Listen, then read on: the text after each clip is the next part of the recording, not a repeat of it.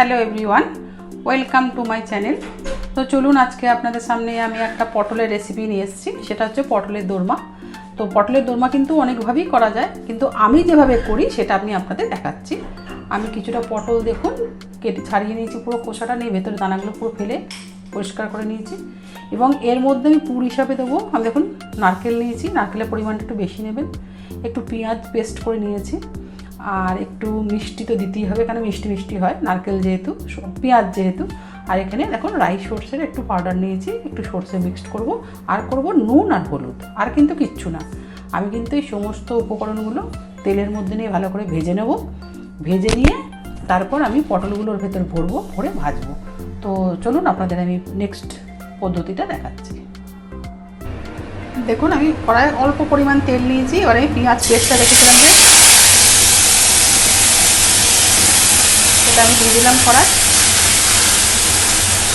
এবার এটাকে একটু নাড়াচাড়া করি।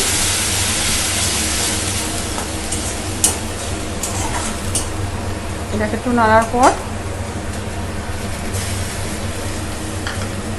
একটু হালকা নাড়ার পর দেখুন আমি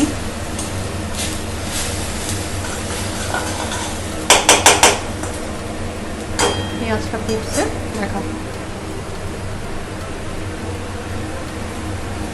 এরপর আমি নারকেলটা দিয়ে দিলাম।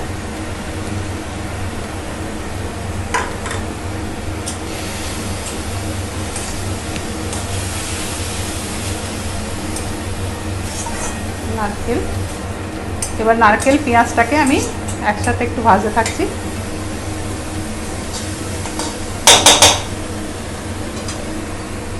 এরপর এতে অল্প পরিমাণ আমি সর্ষে দেবো, আপনাদের বলেছি আগে।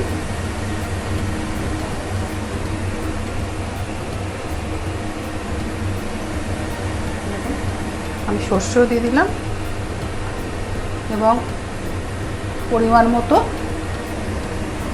নুন দিলাম, পরিমাণ মতো হলুদ দিলাম 1 চামচ। আর আমি এখানে এটা মিষ্টি মিষ্টি যেতে হবে, আমি চিনিটা এখানে দিয়ে দিলাম। আপনারা যতটা পরিমাণ করবেন ঠিক ততটা পরিমাণই সমস্ত কোয়ান্টিটি সেই অনুযায়ী দেবেন। আমি যেহেতু অল্প পরিমাণ করছি সেটা আমি অল্প অল্প সব দিলাম। ভালো লাগে। দেখুন পটলের দোরমা কিন্তু অনেক রকম রেসিপি আছে, আমি নিজেই 3-4 রকম জানি। তো চলুন আজকে আমি আপনাদের নারকেল দিয়ে পেঁয়াজ দিয়ে দেখাচ্ছি, পরের দিন আমি মাছ মাংস দিয়েও দেখাবো, মাংস দিয়ে, চিংড়ি মাছ দিয়ে। তো এটাকে আমি একটু ভেজে নেবো, সুন্দর করে একটু ভেজে নেবো। একটু ভেজে নেবেন, মানে টেস্টটা আসবে না।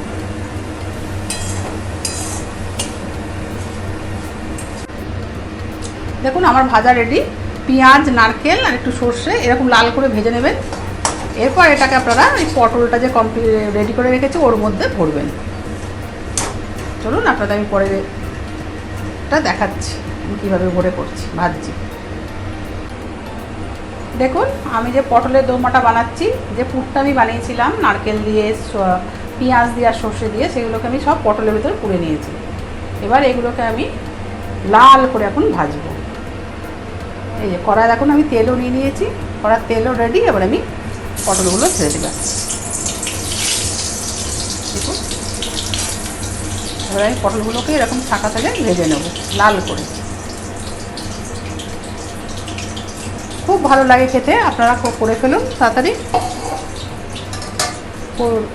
করতেও অতি সহজ আর খেতেও খুব টেস্টি। এটা আপনি শুকনো ভাতে খেয়ে দেখুন, আশা করি আপনি অনেকটা ভাত খেতে পারবেন।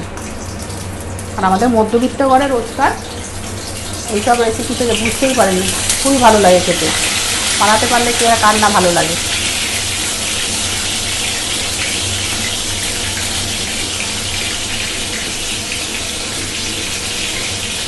দেখুন আমার পটলের দোরমা রেডি। তো আপনারা ঝটপট করে ফেলুন, ভীষণ ভালো লাগে খেতে শুকনো ভাতে। তো আশা করি আপনাদের আমার রেসিপিটা অবশ্যই ভালো লেগেছে। যদি ভালো লেগে থাকে তাহলে অবশ্যই লাইক, শেয়ার আর সাবস্ক্রাইব করে দেবেন। Thank you, tata.